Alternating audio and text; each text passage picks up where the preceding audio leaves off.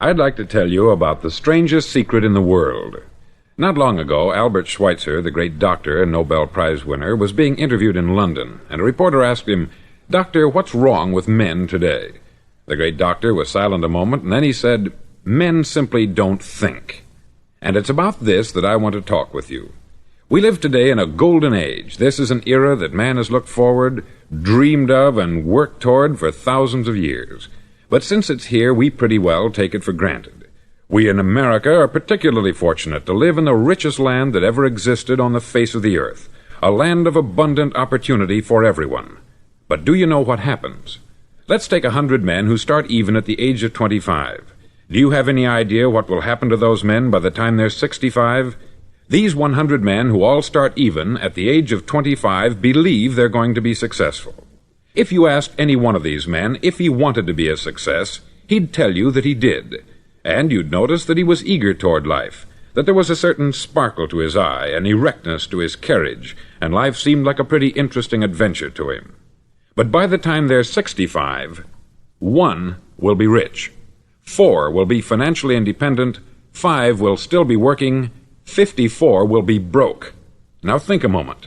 Out of the 100, only 5 make the grade. Why do so many fail? What has happened to the sparkle that was there when they were 25? What's become of the dreams, the hopes, the plans? And why is there such a large disparity between what these men intended to do and what they actually accomplished? When we say about 5% achieve success, we have to define success. And here's the definition. Success is the progressive realization of a worthy ideal. If a man is working toward a predetermined goal and knows where he's going, that man is a success. If he's not doing that, he's a failure. Success is the progressive realization of a worthy ideal. Rollo May, the distinguished psychiatrist, wrote a wonderful book called Man's Search for Himself. And in this book he says, "The opposite of courage in our society is not cowardice, it is conformity." And there you have the trouble today. It's conformity. People acting like everyone else, without knowing why, without knowing where they're going. Now think of it. In America right now, there are over 14 million people 65 years of age and over, and about 13 million of these 14 million are broke. They're dependent on someone else for life's necessities. Now, we learn to read by the time we're 7. We learn to make a living by the time we're 25. Usually, by that time, we're not only making a living, we're supporting a family. And yet, by the time we're 65, we haven't learned how to become financially independent in the richest land that has ever been known. Why? We conform. And the trouble is that we're acting like the wrong percentage group, the 95% who don't succeed. Now, why do these people conform? Well, they don't know, really. These people believe that their lives are shaped by circumstances, by things that happen to them, by exterior forces. They're outer-directed people. A survey was made one time that covered a lot of men, working men, and these men were asked this question: why do you work? Why do you get up in the morning? 19 out of 20 had no idea. If you ask them, they'll say, everyone goes to work in the morning. And that's the reason they do it, because everyone else is doing it. Now let's get back to our definition of success. Who succeeds? The only man who succeeds is the man who is progressively realizing a worthy ideal. He's the man who says, I'm going to become this, and then begins to work toward that goal. I'll tell you who the successful people are. A success is the school teacher who's teaching school because that's what she wanted to do. The success is the woman who's a wife and mother because she wanted to become a wife and mother and is doing a good job of it. The success is the man who runs the corner gas station because that's what he wanted to do. The success is the successful salesman who wants to become a top-notch salesman and grow and build with his organization. A success is anyone who is doing deliberately a predetermined job because that's what he decided to do deliberately. But only 1 out of 20 does that. That's why today there isn't really any competition, unless we make it for ourselves. Instead of competing, all we have to do is create. Now, for 20 years, I looked for the key which would determine what would happen to a human being. Was there a key, I wanted to know, which would make the future a promise that we could foretell to a large extent?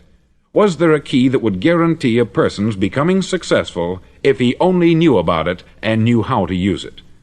Well, there is such a key, and I've found it. Have you ever wondered why so many men work so hard and honestly without ever achieving anything in particular, and others don't seem to work hard and yet seem to get everything? They have the magic touch. You've heard them say that about someone. Everything he touches turns to gold. And have you ever noticed that a man who becomes successful tends to continue to become successful, and on the other hand, have you noticed how a man who is a failure tends to continue to fail? It's because of goals. Some of us have them, some don't. People with goals succeed because they know where they're going. Now think of a ship leaving a harbor, and think of it with the complete voyage mapped out and planned. The captain and crew know exactly where it's going and how long it will take. It has a definite goal. 9,999 times out of 10,000 it will get to where it started out to get. Now let's take another ship, just like the first, only let's not put a crew on it, or a captain at the helm. Let's give it no aiming point, no goal, no destination. We just start the engines and let it go. I think you'll agree with me that if it gets out of the harbor at all, it will either sink or wind up on some deserted beach a derelict. It can't go any place because it has no destination and no guidance. It's the same with a human being. Take the salesman, for example. There is no other person in the world today with the future of a good salesman. Selling is the world's highest paid profession, if we're good at it and if we know where we're going. Every company needs top-notch salesmen, and they reward those men. The sky is the limit for them. But how many can you find? Someone once said, the human race is fixed, not to prevent the strong from winning, but to prevent the weak from losing. The American economy today can be likened to a convoy in time of war. The entire economy is slowed down to protect its weakest link, just as the convoy had to go at the speed that would permit its slowest vessel to remain in formation. That's why it's so easy to make a living today. It takes no particular brains or talent to make a living and support a family today. So we have a plateau of so-called security, if that's what a person's looking for. But we do have to decide how high above this plateau we want to aim for. Now let's get back to the strangest secret in the world, the story that I wanted to tell you today. Why do men with goals succeed in life, and men without them fail? Well, let me tell you something which, if you really understand it, will alter your life immediately. If you understand completely what I'm going to tell you from this moment on, your life will never be the same again. You'll suddenly find that good luck just seems to be attracted to you. The things you want just seem to fall in line. And from now on, you won't have the problems, the worries, the gnawing lump of anxiety that perhaps you've experienced before.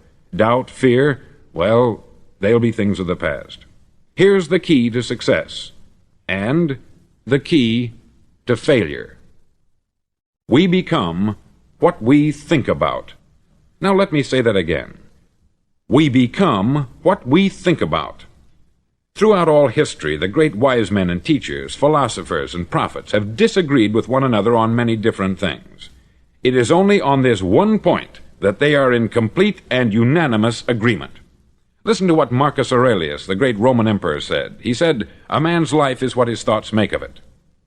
Disraeli said this, "Everything comes if a man will only wait. I have brought myself by long meditation to the conviction that a human being with a settled purpose must accomplish it, and that nothing can resist a will that will stake even existence for its fulfillment."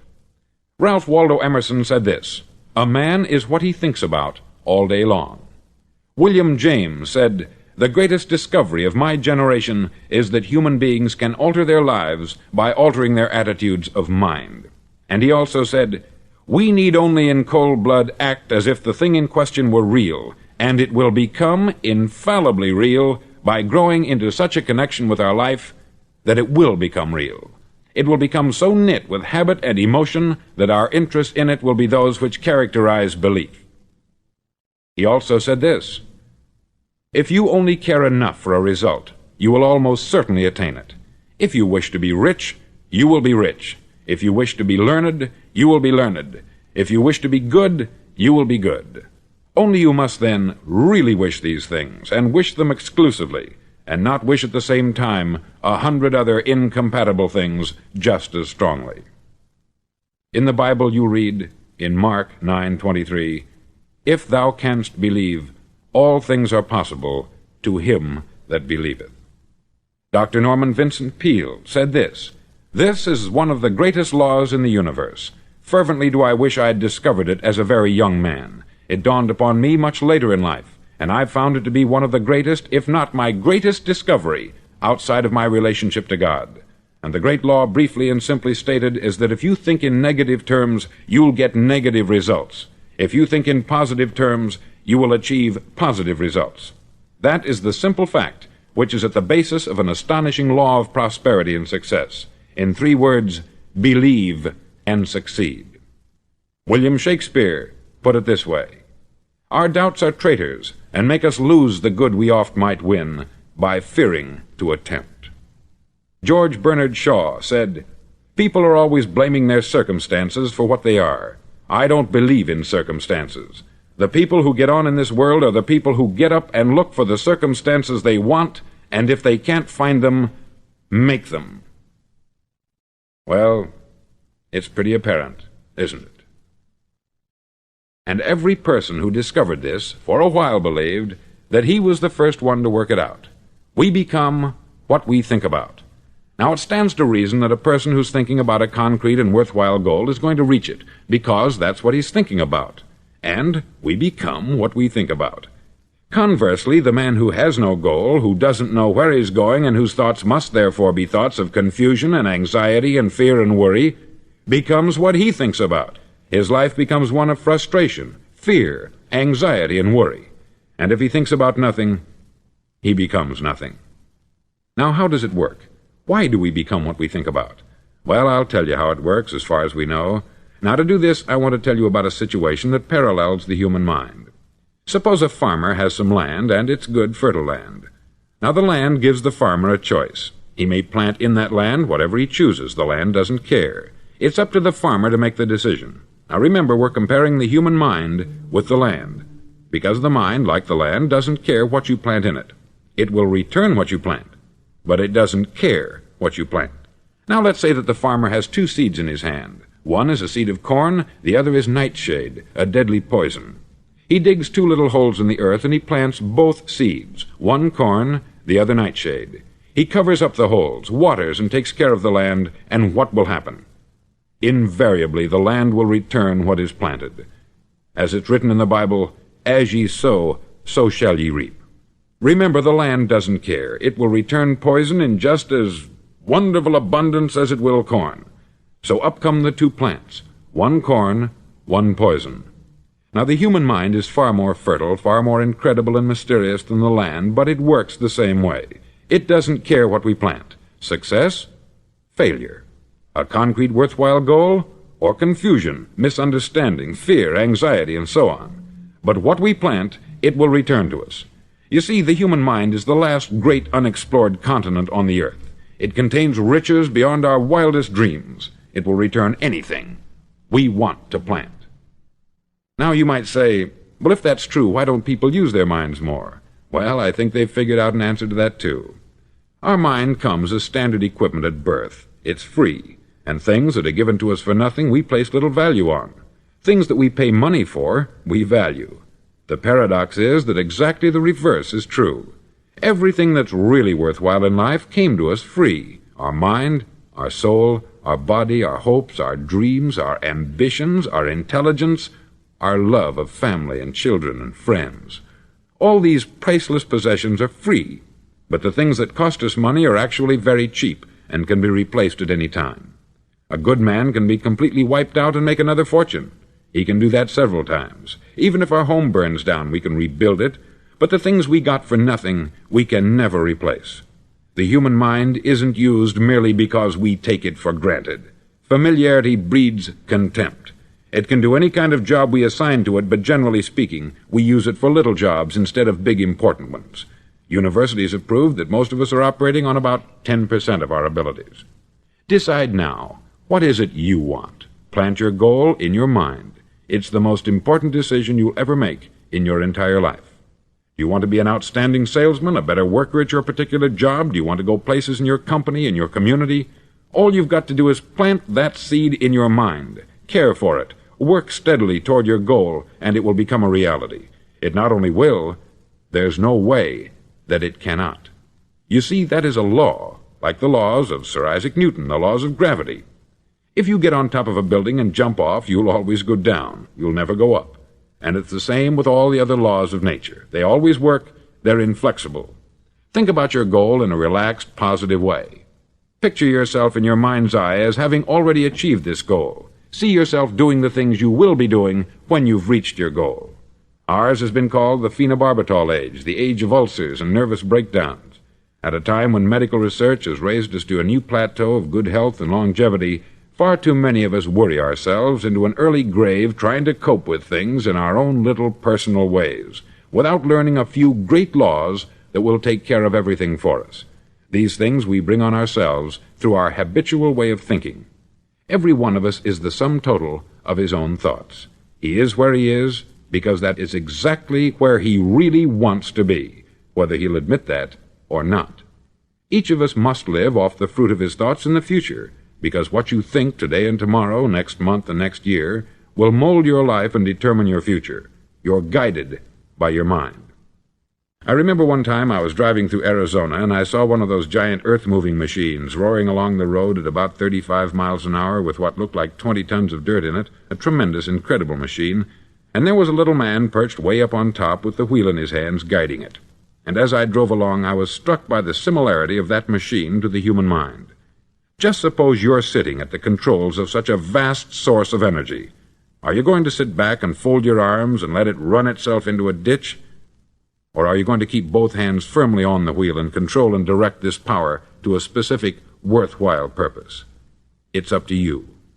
You're in the driver's seat. You see, the very law that gives us success is a two-edged sword. We must control our thinking. The same rule that can lead a man to a life of success, wealth, happiness, and all the things he's ever dreamed of for himself and his family, that very same law can lead him into the gutter. It's all in how he uses it, for good or for bad. This is the strangest secret in the world. Now, why do I say it's strange, and why do I call it a secret? Actually, it isn't a secret at all. It was first promulgated by some of the earliest wise men, and it appears again and again throughout the Bible. But very few people have learned it, understand it. That's why it's strange, and why, for some equally strange reason, it virtually remains a secret. I believe that you could go out and walk down the main street of your town and ask one man after another what the secret of success is, and you probably wouldn't run into one man in a month who could tell you. Now, this information is enormously valuable to us, if we really understand it and apply it. It's valuable to us not only for our own lives, but the lives of those around us, our family, employees, associates, and friends. Life should be an exciting adventure. It should never be a bore. A man should live fully, be alive. He should be glad to get out of bed in the morning. He should be doing a job he likes to do because he does it well. One time I heard Grove Patterson make a speech, the editor-in-chief of the Toledo Daily Blade, and as he concluded his speech, he said something that I've never forgotten.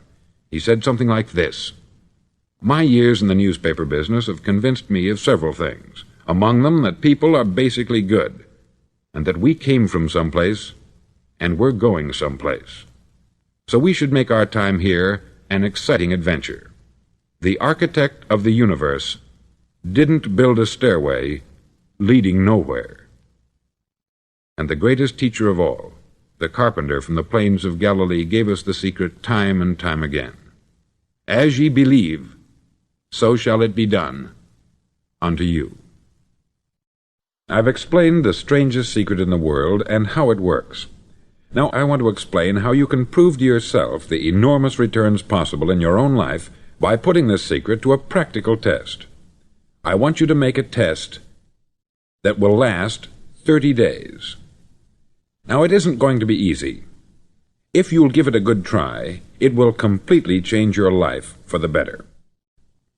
Back in the 17th century, Sir Isaac Newton, the English mathematician and natural philosopher, gave us some natural laws of physics which apply as much to human beings as they do to the movement of bodies in the universe.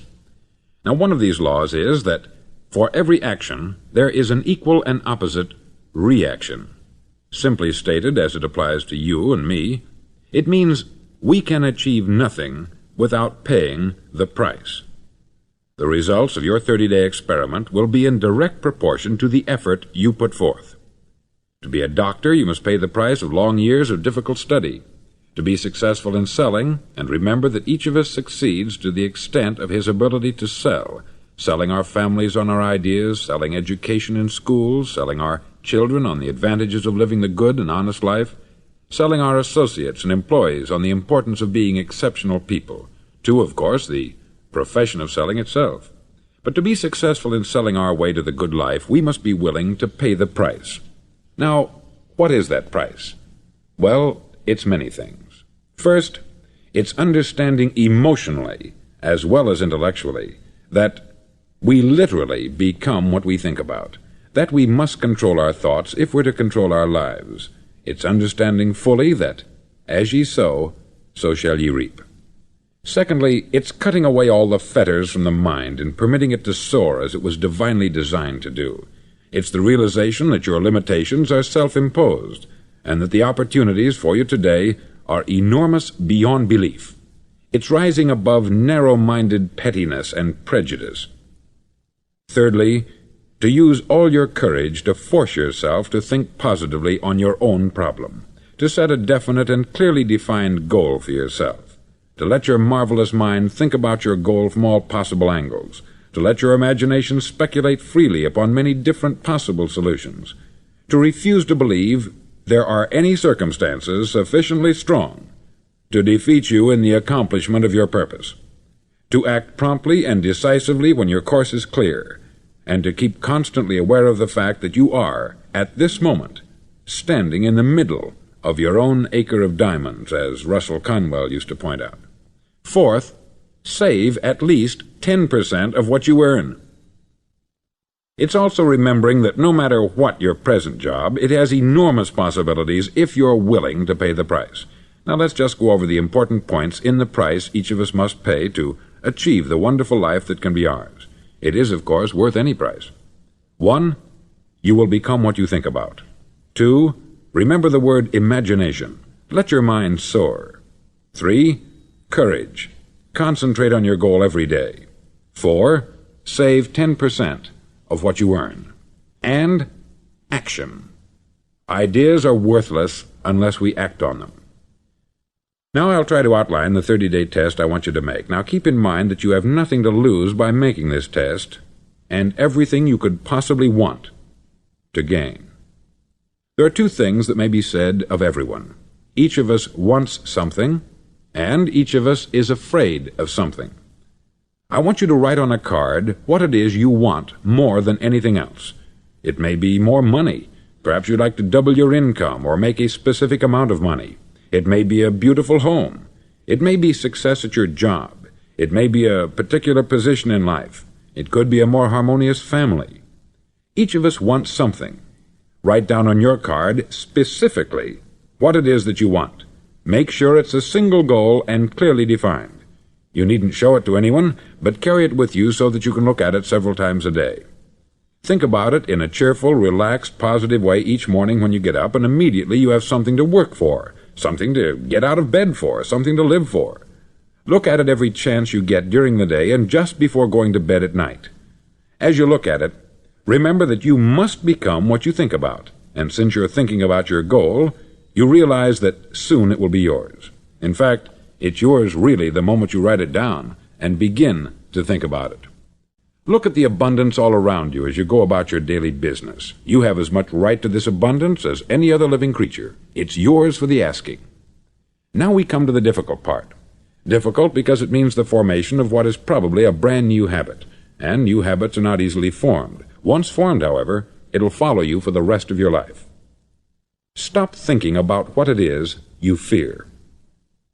Each time a fearful or negative thought comes into your consciousness, replace it with a mental picture of your positive and worthwhile goal. There will come times when you will feel like giving up. It's easier for a human being to think negatively than positively. That's why only 5% is successful. You must begin now to place yourself in that group. For 30 days you must take control of your mind. It will think only about what you permit it to think. Each day for this 30-day test, do more than you have to do. In addition to maintaining a cheerful, positive outlook, give of yourself more than you've ever done before.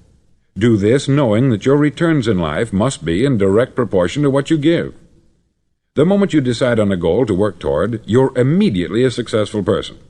You're then in that rare and successful category of people who know where they're going. Out of every 100 people, you belong to the top 5. Don't concern yourself too much with how you're going to achieve your goal. Leave that completely to a power greater than yourself. All you have to do is know where you're going. The answers will come to you of their own accord. Remember these words from the Sermon on the Mount, and remember them well. Keep them constantly before you this month of your test. Ask, and it shall be given you. Seek, and ye shall find. Knock, and it shall be opened unto you. For every one that asketh receiveth, and he that seeketh findeth, and to him that knocketh it shall be opened. It's as marvelous and as simple as that.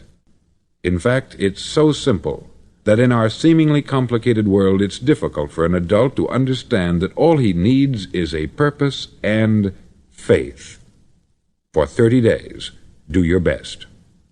If you're a salesman, go at it as you've never done before, not in hectic fashion, but with the calm, cheerful assurance that time well spent will give you the abundance in return you deserve and want. No matter what your job, do it as you've never done it before for 30 days. And if you've kept your goal before you every day, you'll wonder and marvel at this new life you've found. Dorothea Brand, outstanding editor and writer, discovered it for herself and tells about it in her fine book, Wake Up and Live. Her entire philosophy is reduced to the words, act as though it were impossible to fail. She made her own test with sincerity and faith, and her entire life was changed to one of overwhelming success.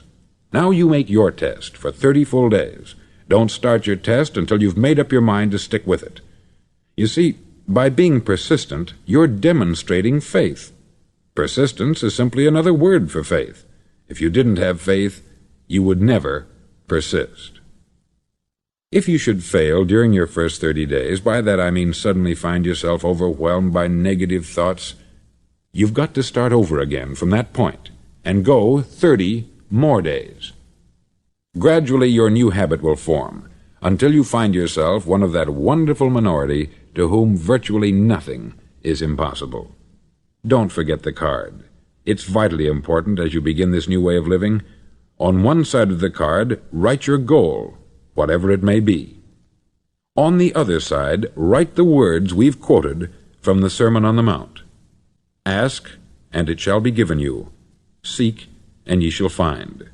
Knock, and it shall be opened unto you. Nothing great was ever accomplished without inspiration. See that during these crucial first 30 days, your own inspiration is kept at a peak. Above all, don't worry. Worry brings fear, and fear is crippling. The only thing that can cause you to worry during your test is trying to do it all yourself. Know that all you have to do is hold your goal before you. Everything else will take care of itself. Remember also to keep calm and cheerful. Don't let petty things annoy you and get you off course. Now, since making this test is difficult, some may say, well, why should I bother? Well, look at the alternative. No one wants to be a failure. No one really wants to be a mediocre individual. No one wants a life constantly filled with worry, fear, and frustration. Therefore, remember that you must reap that which you sow. If you sow negative thoughts, your life will be filled with negative things. If you sow positive thoughts, your life will be cheerful, successful, and positive. Now, gradually, you will have a tendency to forget what you've heard on this record. Play it often. Keep reminding yourself of what you must do to form this new habit. Gather your whole family about and listen to what's been said here at regular intervals. You know, most men will tell you that they want to make money without understanding the law. The only people who make money work in the mint. The rest of us must earn money. This is what causes those who keep looking for something for nothing or a free ride to fail in life. The only way to earn money is by providing people with services or products which are needed and useful. We exchange our product or service for the other man's money. Therefore, the law is that our financial return will be in direct proportion to our service. Success is not the result of making money. Making money is the result of success, and success is in direct proportion to our service. Most people have this law backwards. They believe that you're successful if you earn a lot of money. The truth is that you can only earn money after you're successful. It's like the story of the man who sat in front of the stove and said to it, "Give me heat, and then I'll add the wood."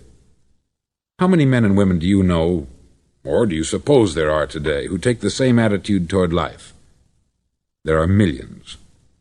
We've got to put the fuel in before we can expect heat. Likewise, we've got to be of service first before we can expect money. Don't concern yourself with the money. Be of service. Build, work, dream, create. Do this, and you'll find there's no limit to the prosperity and abundance that will come to you. Prosperity is founded upon a law of mutual exchange. Any person who contributes to prosperity must prosper in turn himself.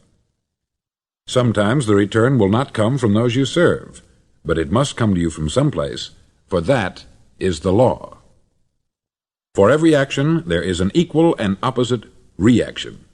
As you go daily through your 30-day test period, remember that your success will always be measured by the quality and quantity of service you render, and money is a yardstick for measuring this service.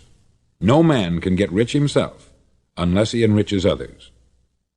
There are no exceptions to a law.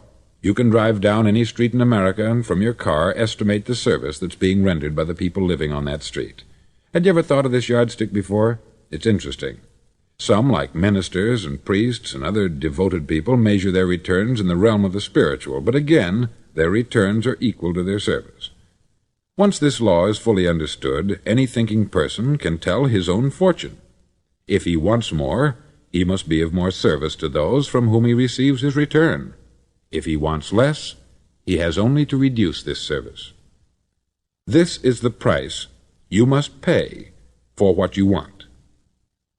If you believe you can enrich yourself by deluding others, you can only end by deluding yourself. It may take some time, but just as surely as you breathe, you'll get back what you put out. Don't ever make the mistake of thinking you can avert this. It's impossible. The prisons and the streets where the lonely walk are filled with people who tried to make new laws just for themselves.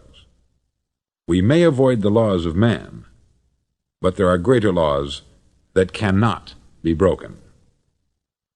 An outstanding medical doctor recently pointed out 6 steps that will help you realize success. 1. Set yourself a definite goal. 2. Quit running yourself down. 3. Stop thinking of all the reasons why you cannot be successful, and instead think of all the reasons why you can. 4. Trace your attitudes back through your childhood and try to discover where you first got the idea you couldn't be a success, if that's the way you've been thinking. 5. Change the image you have of yourself by writing out a description of the person you would like to be. And 6. Act the part of the successful person you have decided to become. The doctor who wrote those words is a noted West Coast psychiatrist, David Harold Fink, M.D. Do what all experts since the dawn of recorded history have told you you must do. Pay the price by becoming the person you want to become. It's not nearly as difficult as living unsuccessfully. Make your 30-day test. Then repeat it. Then repeat it again. Each time it will become more a part of you until you'll wonder how you could ever have lived any other way. Live this new way, and the floodgates of abundance will open and pour over you more riches than you may have dreamed existed. Money? Yes, lots of it. But what's more important, you'll have peace. You'll be in that wonderful minority who lead calm, cheerful, successful lives. Start today. You have nothing to lose, but you have a life to win.